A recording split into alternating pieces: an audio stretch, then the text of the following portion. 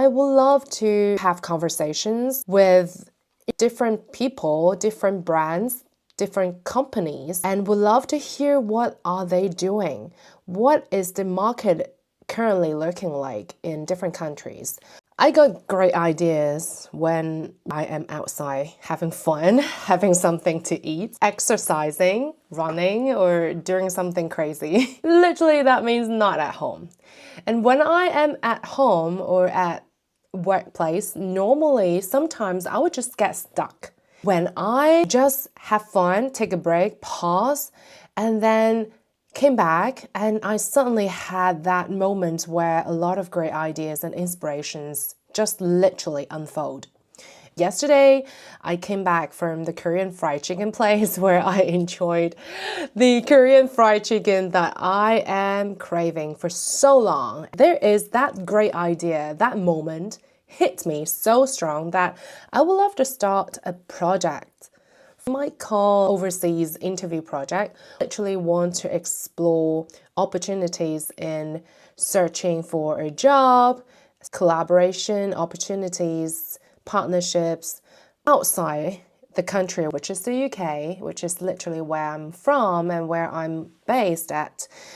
The point is not just literally look for a job. Technically, I am not in the stage where I want to look for a job. I'm always open to all different opportunities, to diverse opportunities. I am working a lot of great content creation, artwork like painting, doing music, writing, including writing lyrics. I'm very fortunate enough that I am not in a place where I'm desperate for a job because of the financial struggles or the challenges here and there. The reason why I want to this overseas interview project, literally not because I want to have a job for the sake of it. I want to explore opportunities, relationships, and connection with people. And I would love to have conversations, have meetings with different people, different brands, different companies, and would love to hear what are they doing. What is the market currently looking like in different countries? What is the cool products? What is the amazing service? What are great ideas outside now in the market other companies, other people are doing? I would just want to hear and to learn from the companies and the people, and I am happy to share my experience, the knowledge, what I can actually add value and offer based on my experience and my expertise for the companies that I've applied to. It is something I've never thought of this moment that I would look for a job or have interviews basically for experimentation or for the joy. Don't get me wrong, I am taking this very seriously because I am also wanting to see if I am able to find a job opportunities that is aligned to what I'm looking for, aligned to my value, my experience, my expertise.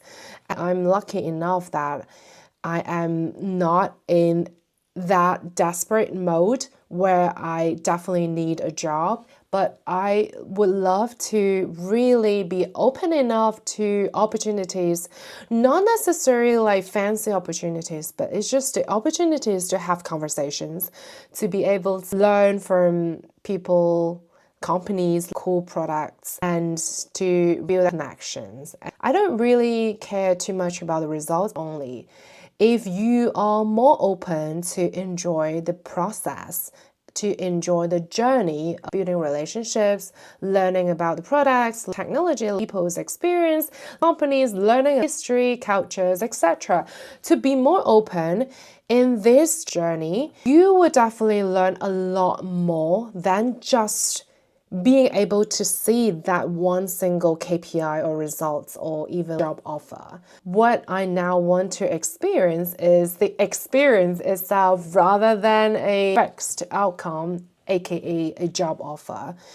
The first place is, of course, domestic-wise, is within the UK, is where I'm literally from, where I'm based at. Second idea is where I would love to target several countries and regions outside of the UK. The first place is South Korea, and then followed by Japan, and then followed by Hong Kong, and then followed by Singapore, etc. Mainly Asian countries plus UK.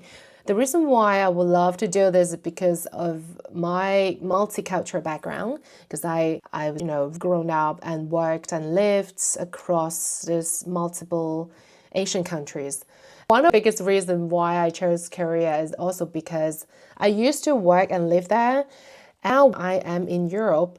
I just didn't really find great opportunities to practice my speaking, especially speaking in a business environment that much. So I would love to connect my old memories when I was in Korea. Second one is Japan. Now a lot of foreigners are trying to look for job opportunities in Japan, which is amazing. I just forgot all my Japanese. My Korean is pretty good still, but I just would love to maintain and keep my Korean language level at this level that I would love to. I would love to take the opportunity of learning the language, culture, everything to the actual scenario, which is building relationships, having conversations with the business people. Sound crazy? I don't know. And then Singapore, of course, and then Hong Kong as well, like Hong Kong, and because I also speak Cantonese, and I speak Mandarins, and I speak English, I would be also able to connect to more like-minded people there, to be able to form a certain level of probably collaborations and partnerships, not necessarily a job offer, but also just to expand network. For some countries like Japan and South Korea, normally your resume should be in their own languages, which is in Japanese or in Korean language. And I want to force myself to write in Japanese and Korean, which is something that I am not familiar with, even in Korea. Now I'm building my portfolio website. I have a website that I'm running business about, the company site. And I also have a portfolio, which is all about me. My content, my newsletter, my featured projects, featured work, and about me section and testimonials where I used help and I'm still helping people in terms of their career growth and leadership and pivot, which in my coaching sessions and mentorship. If there's a point where I would be, for sure, I can foresee this is coming.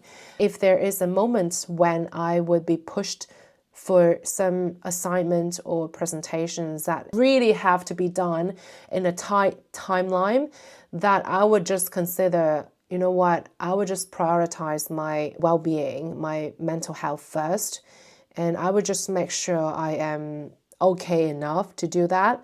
If not, then I would just say no. So now the greatest lesson that I've learned after burnout and after this self-care process is to set the boundary. Learn to be selfish. The selfish here means take good care of yourself first. Always prioritize yourself, your emotions, your feeling, your condition first before you make the commitment to anyone else on certain things. Even if you're desperate for a job, I would really suggest you take good care of yourself first. Set a boundary, prioritize yourself first before you make any commitment or decisions to promise anyone else, even there is an assignment, even there is a presentation that you are requested for.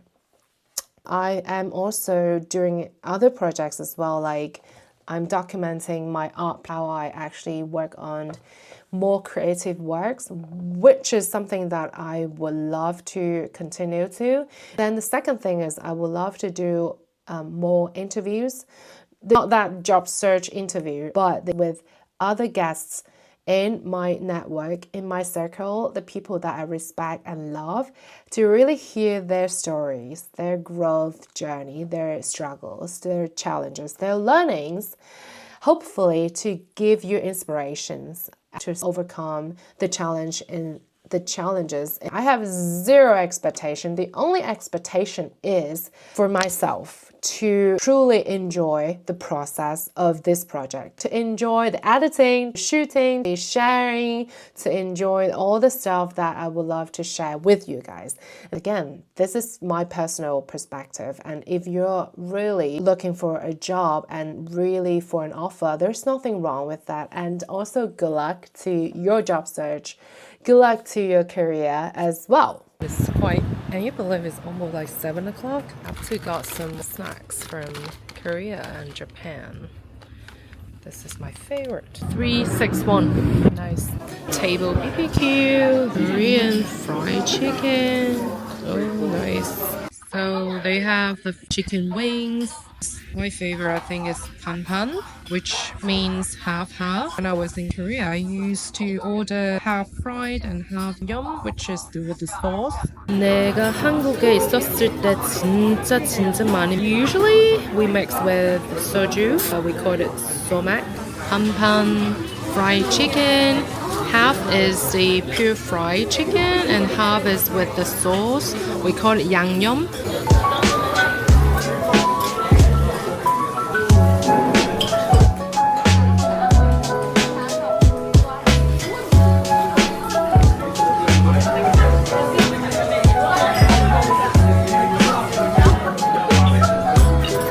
The chicken was very good and it's very crispy on the outside and very moisturized in the inside. 껍질은 너무 바삭하고 그 안에 너무 촉촉하고 너무 맛있었어요. Now I am with my PJ on and feeling very comfortable to start working on building my curriculum for the AI lecture or AI course that I am going to deliver for a digital school online.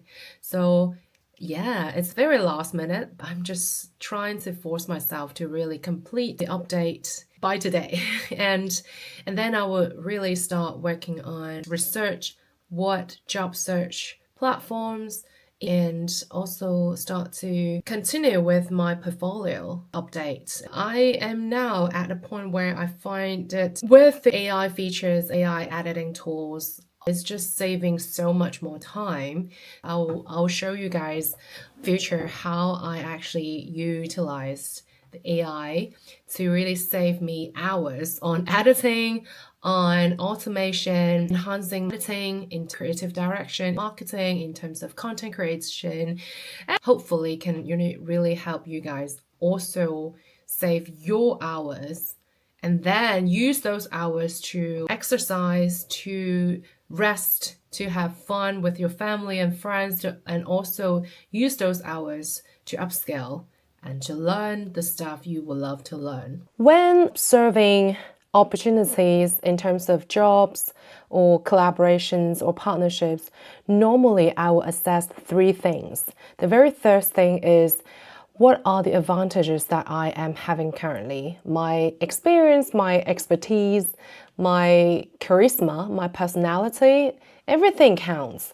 And the second one is, what are the limitations, the top limitations I currently have? If I'm searching for a job overseas, let's say I am British, if I am looking for a job in Japan or South Korea, I need a work visa that allows me to work there. And barriers in terms of not really familiar with the specific country, the language itself, and also relevant experience in the specific industry.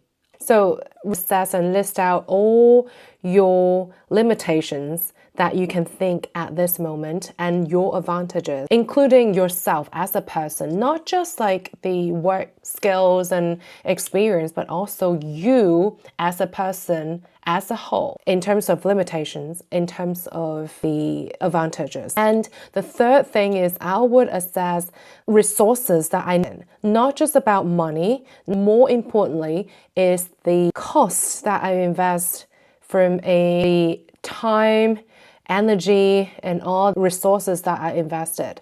A lot of back and forth conversations, messages you might need to invest in terms of your time, your energy, your other resources. So also count those things into the resources that you need to invest. So these are 3 things that I would suggest you go through one by one, have them list out.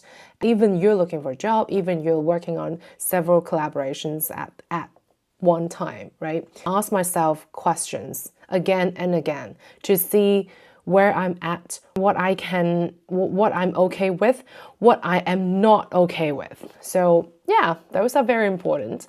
And I've been, actively working on several times where I, create content, I shoot, edit videos, I reach out, I make connections, I build relationships with people.